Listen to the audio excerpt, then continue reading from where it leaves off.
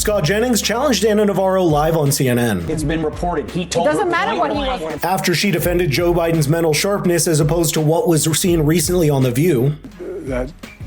And Alyssa, you know. The moment Jennings brought up Biden's recent stumbles and insider reports. I don't know that the Democrats have fully internalized what's about to happen to them. Ana tried to spin it. The crew couldn't help but laugh. It begins right here. Watch closely. Watching him on The View today and watching some of the interviews he did over for your viewership. Yeah, I saw it.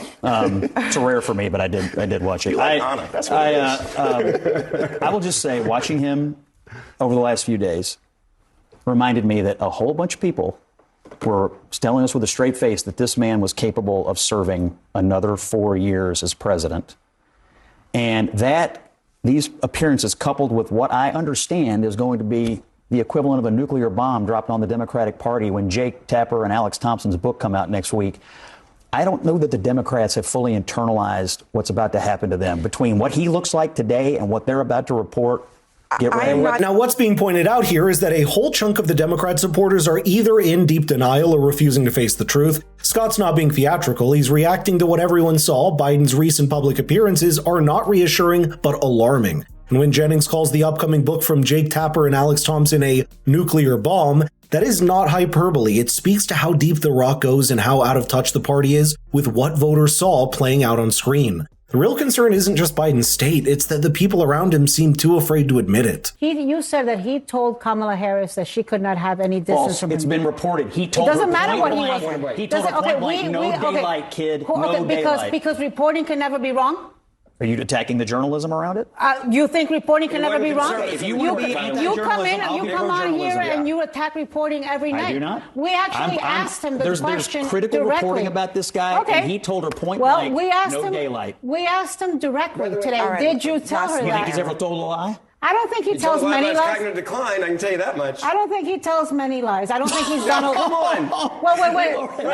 No, you know why you don't get to laugh like that? Because you support a guy who lies every freaking day and lies continuously. You support a guy who cannot acknowledge that he lost the 2020 election and that lies about it. Yeah. I have no idea what's in Jake. Have you read it? Have you read it? Guys, we got to go. Thank you very much. We'll be right back. What Scott Jennings exposes here isn't just Ana Navarro's weak defense of Joe Biden, it's a broad pattern that defines the Democrat media strategy, evasion as difficult. When uncomfortable factors surface like serious reports on Biden's cognitive decline, the first move isn't to refute the evidence, it's to attack the reporting itself, casting doubt on the sources or label critics as anti-journalist. You'll notice that Navarro never actually addresses whether the president is mentally fit. Instead, she plays rhetorical shell games, pivoting to Trump, laughing off the topic and hoping to move the real issue. But Scott doesn't let that slide. He zeroes in on the core dishonesty not just from Biden, but from the entire system that shields him. The Democrats aren't offering clarity or accountability, just noise. And when facts start to cut through the noise, the panic starts to set in, just like it did to Ana here. This isn't about one bad debate moment, it's about a party that thinks voters will not notice the pattern. But more and more people are noticing. Let's see Biden's clip from The View, that very same appearance that sparked the awkward exchange. Mr. President, since you left office, there have been a number of books that have come out, deeply sourced from Democratic sources, that claim in your final year there was a dramatic decline in your cognitive abilities. In the final year of your presidency, what is your response to these allegations, or are these sources wrong? They are wrong. There's nothing to sustain that, number one. Number two, think of what we're left with. We're left with a circumstance where we had an insurrection when I started, not since the Civil War. We had a circumstance where we were in a position that the pandemic, because of the incompetence of the last outfit, end up over 1 million people dying. And we're also in a situation where we found ourselves unable to deal with a lot of just basic issues, and which I won't go into in the interest of time.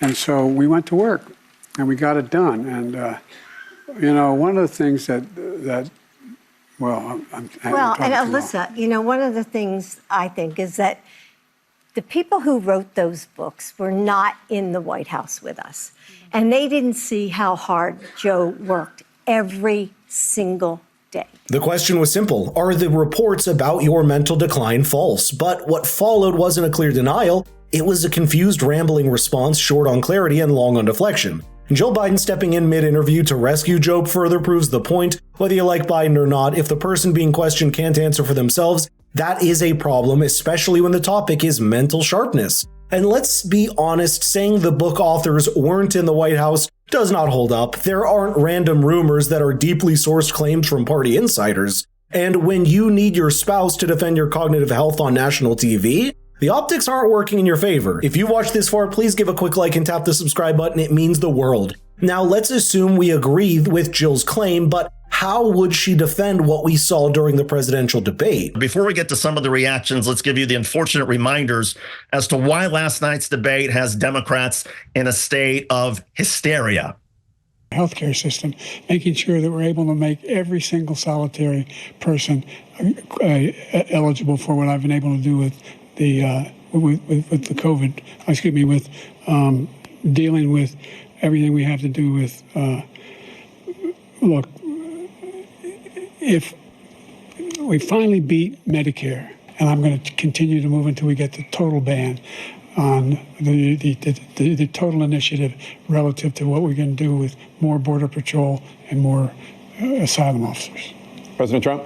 I really don't know what he said at the end of that sentence. I don't think he knows what he said either. Well, you know what freaked everybody out was that debate.